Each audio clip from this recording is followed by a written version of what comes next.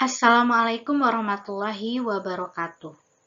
Kembali lagi dalam pembahasan simulasi KSM Matematika tahun 2024. Kali ini kita akan membahas soal nomor 3 sampai dengan soal nomor 5. Oke, soal nomor 3. Konsep matematika yang terdapat pada Quran Surat An-Nur ayat 45 adalah himpunan barisan deret atau fungsi. Oke, kita cek terjemahannya terlebih dahulu. Dan Allah menciptakan semua jenis hewan dari air, maka sebagian ada yang berjalan di atas perutnya, dan sebagian berjalan dengan 2 kaki, sedang sebagian yang lain berjalan dengan 4 kaki. Allah menciptakan apa yang Dia kehendaki. Sungguh, Allah Maha Kuasa atas segala sesuatu.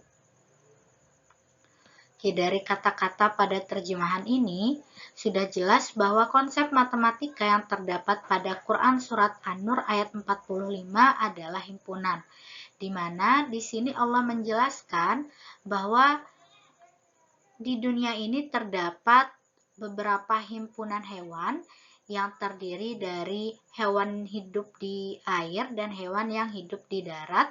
Kemudian ada juga hewan yang berkaki 2 dan berkaki 4.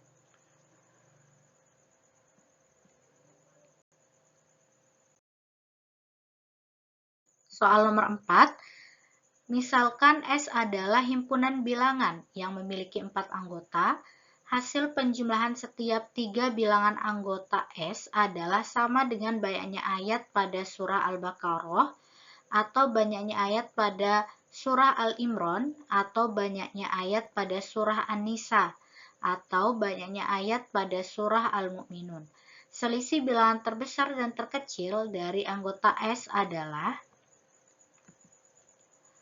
pertama, kita anggap anggota dari himpunan S adalah A, B, C, D, di mana A di sini adalah bilangan terbesar dan D adalah bilangan yang terkecil.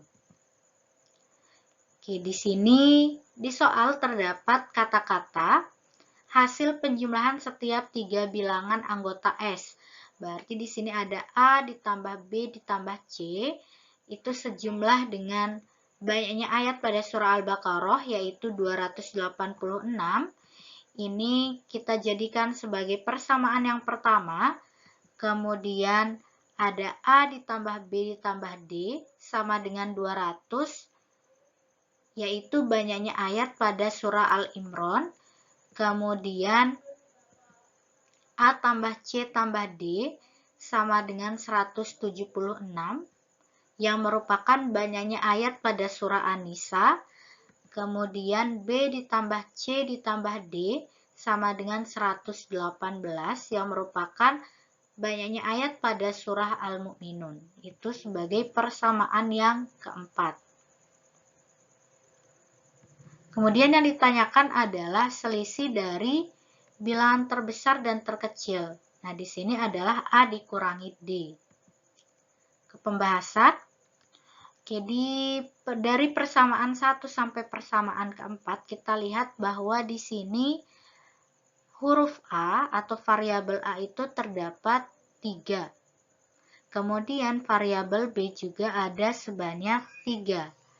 Variabel C dan variabel D juga demikian, terdapat 3. Nah, maka dari itu, kita bisa menjumlahkan semua persamaan dari persamaan yang pertama ke persamaan keempat, yaitu A tambah B tambah C, 286. Kita jumlahkan semuanya, sehingga didapatkan 3A ditambah dengan 3B, ditambah dengan 3C, ditambahkan dengan 3D, yang menghasilkan 780. Nah, kemudian sesuai dengan sifat distributif, kita keluarkan 3-nya. 3 dikalikan dengan A ditambah B ditambah C ditambah D sama dengan 780.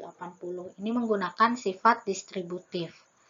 Nah, sehingga didapatkan A tambah B tambah C tambah D itu sama dengan 780 dibagi dengan 3 dan menghasilkan 260.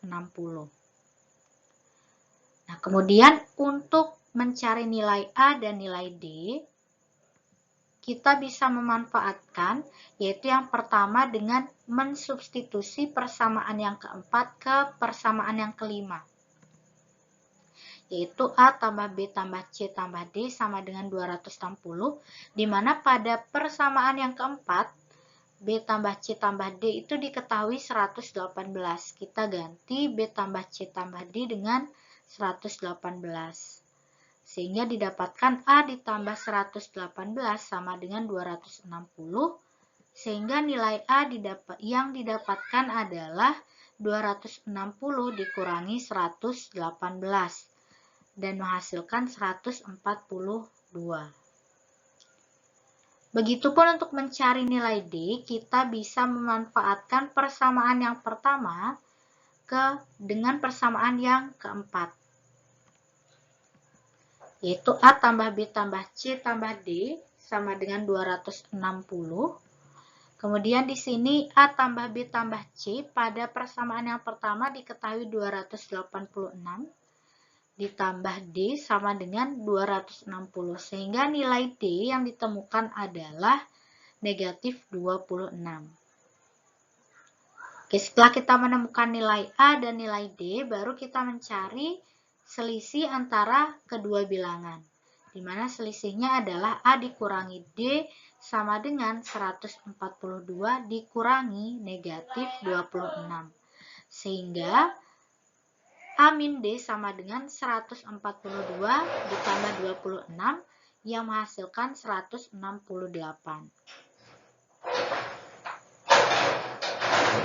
Oke, ternyata ada cara yang lebih simpel lagi, di mana di sini kita bisa memanfaatkan persamaan yang pertama dan persamaan yang keempat. Jadi A tambah B tambah C sama dengan 286 dan B tambah C tambah D sama dengan 118. Di sini kita hanya perlu mengurangi persamaan yang pertama dan persamaan yang keempat sehingga didapatkan A dikurangi D. Ini ya, A turun, tidak ada yang sama, kemudian B dikurangi dengan B itu sudah 0, C dikurangi C menghasilkan 0, dan ini yang awalnya positif D karena ada negatif, makanya dia menjadi A dikurangi D sama dengan 286 dikurangi 118 yaitu 168. Oke, ini cara yang lebih singkat. Kemudian soal nomor 5, 5 orang pria dan 3 orang wanita yang berbeda usia hendak sholat berjamaah. Sebagai imam ditunjuklah orang tertua dalam kumpulan orang tersebut. Banyaknya susunan berbeda yang dapat dibuat dalam kegiatan sholat berjamaah tersebut adalah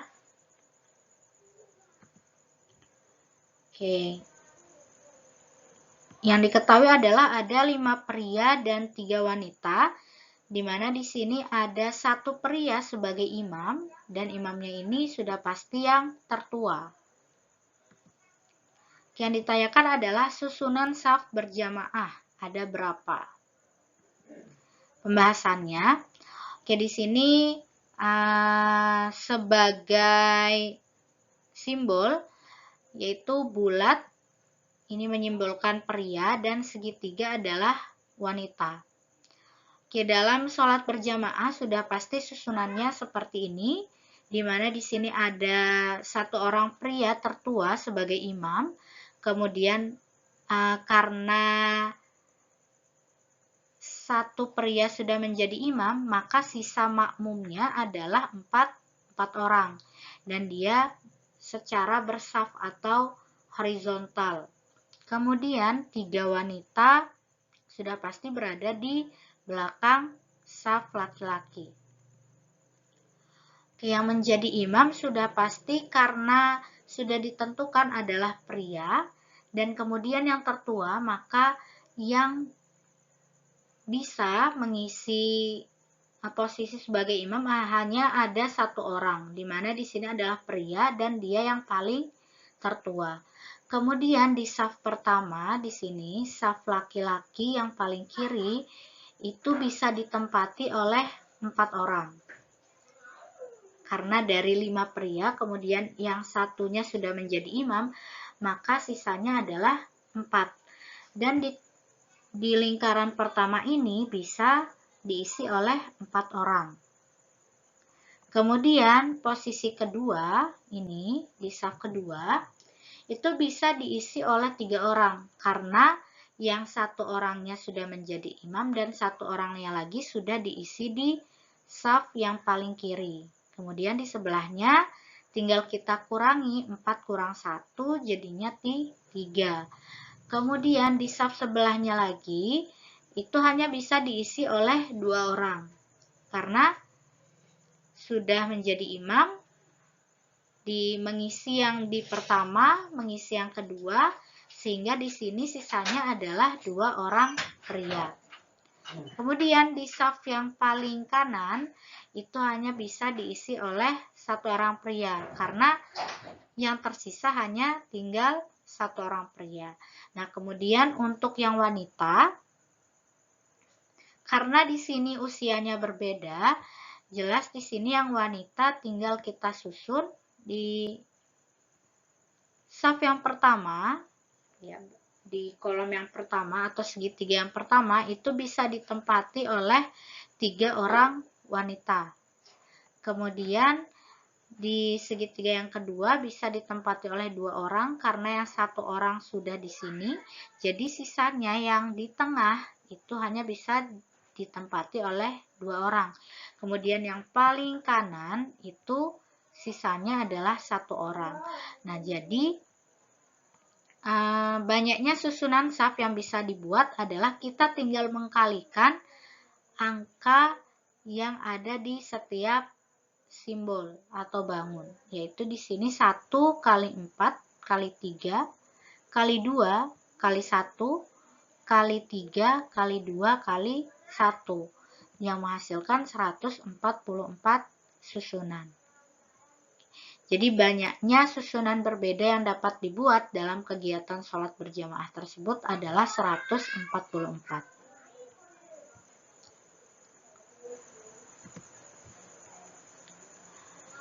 Oke, jadi seperti itu pembahasan kita pada kali ini. Semoga bermanfaat dan tetap semangat. Semoga kalian memberikan hasil terbaik di KSM 2024. Jangan menyerah jika kalian belum berhasil, tetapi belajarlah dari suatu kegagalan. Terima kasih. Wassalamualaikum warahmatullahi wabarakatuh.